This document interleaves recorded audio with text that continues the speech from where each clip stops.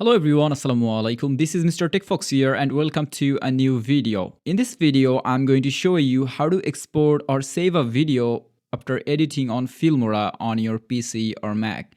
If it helps, please consider subscribing and liking the video. Alright, first of all, you have to edit the whole video, and after editing, if you want to export it or save it, normally you have to click on this export icon on the top right corner.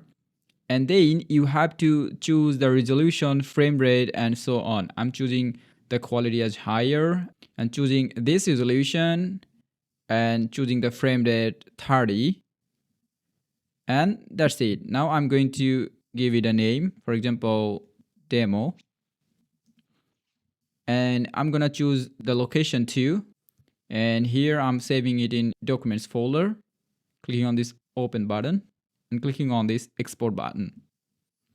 And here you will get an option export with watermark or purchase. If you have a subscription, then you can export it without any watermark. On the other hand, you will see a watermark in the video. Since I don't have any subscriptions, so I'm gonna export it with watermark. And here you go. Here you can see that the video is exporting right now. So that's all for today's video. If you have the subscription, you can generate it without any watermark. Thanks for watching.